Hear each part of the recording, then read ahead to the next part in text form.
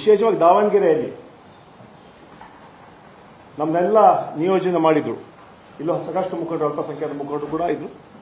ಅದರಲ್ಲೂ ವಿಶೇಷವಾಗಿ ಸನ್ಮಾನ್ಯ ಮುಖ್ಯಮಂತ್ರಿಗಳು, ಕೆಪಿಸಿಸಿ ಅಧ್ಯಕ್ಷರು ನನ್ನನ್ನು ಮತ್ತು ರಿಜ್ವಾನ್ ಅರ್ಷದ್ ಅವರನ್ನ ಕೆಲವು ವಿಚಾರಗಳಿಗೆ ಜವಾಬ್ದಾರಿಯನ್ನು ಕೊಟ್ಟು ನಮ್ಮ ಮೇಲೆ ಕೆಲಸಗಳನ್ನು ಹೇಳಿದರು.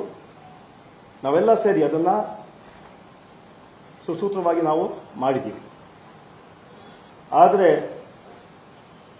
ಒಂದು ದುಃಖದ ಸಂಗತಿ ಅಂತ ಹೇಳಿದ್ರೆ, ನಮ್ಮ ಪಕ್ಷದ ಕೆಲವು ಹಿರಿಯ ಮುಖಂಡರು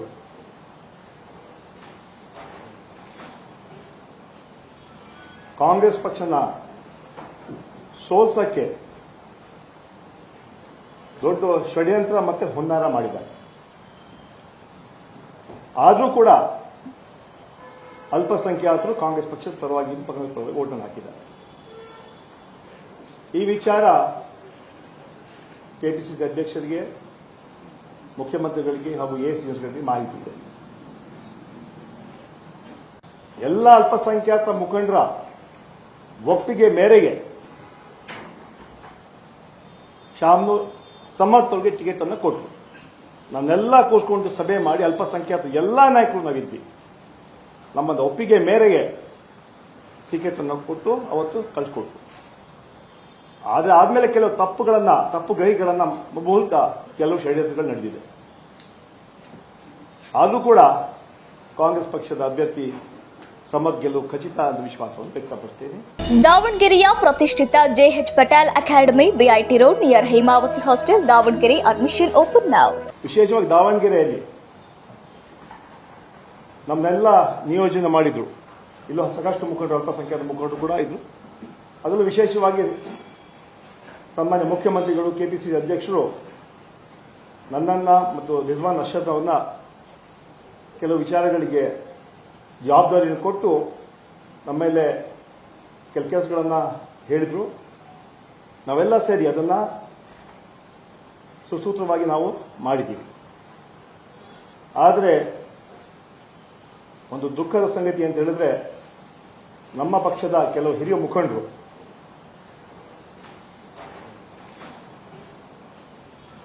ಕಾಂಗ್ರೆಸ್ ಪಕ್ಷನ ಸೋಲ್ಸಕ್ಕೆ ದೊಡ್ಡ ಷಡ್ಯಂತ್ರ ಮತ್ತೆ ಹುನ್ನಾರ ಮಾಡಿದ್ದಾರೆ. ಆದರೂ ಕೂಡ ಅಲ್ಪಸಂಖ್ಯಾತರು ಕಾಂಗ್ರೆಸ್ ಪಕ್ಷದ ಪರವಾಗಿ ಓಟನ್ನು ಹಾಕಿದ್ದಾರೆ. ಈ ವಿಚಾರ ಕೆಪಿಸಿಸಿ ಅಧ್ಯಕ್ಷರಿಗೆ, ಮುಖ್ಯಮಂತ್ರಿಗಳಿಗೆ ಹಾಗೂ ಎಸಿಎಸ್ಗಳಿಗೆ ಮಾಹಿತಿ ಇದೆ. ಎಲ್ಲ ಅಲ್ಪಸಂಖ್ಯಾತ ಮುಖಂಡರ ಒಪ್ಪಿಗೆ ಮೇರೆಗೆ ಶಾಮ್ನೂರ್ ಸಮರ್ಥರಿಗೆ ಟಿಕೆಟ್ ಅನ್ನು ಕೊಟ್ಟರು. ನನ್ನೆಲ್ಲ ಕೂರಿಸಿಕೊಂಡು ಸಭೆ ಮಾಡಿ ಅಲ್ಪಸಂಖ್ಯಾತ ಎಲ್ಲ ನಾಯಕರು ನಾವಿದ್ವಿ. ನಮ್ಮದು ಒಪ್ಪಿಗೆ ಮೇರೆಗೆ ಟಿಕೆಟ್ ಅನ್ನು ಕೊಟ್ಟು ಅವತ್ತು ಕಳಿಸ್ಕೊಟ್ರು. ಆದರೆ ಆದ್ಮೇಲೆ ಕೆಲವು ತಪ್ಪು ಗ್ರಹಿಗಳನ್ನ ಮೂಲಕ ಕೆಲವು ಷಡ್ಯಂತ್ರಗಳು ನಡೆದಿದೆ. ಆದರೂ ಕೂಡ ಕಾಂಗ್ರೆಸ್ ಪಕ್ಷದ ಅಭ್ಯರ್ಥಿ ಸಮರ್ಥ್ ಗೆಲುವು ಖಚಿತ ಅಂತ ವಿಶ್ವಾಸವನ್ನು ವ್ಯಕ್ತಪಡಿಸ್ತೇನೆ. ವಿಶೇಷವಾಗಿ ದಾವಣಗೆರೆಯಲ್ಲಿ ನಮ್ಮನ್ನೆಲ್ಲ ನಿಯೋಜನೆ ಮಾಡಿದ್ರು. ಇಲ್ಲೂ ಸಾಕಷ್ಟು ಮುಖಂಡರು, ಅಲ್ಪಸಂಖ್ಯಾತ ಮುಖಂಡರು ಕೂಡ ಇದ್ರು.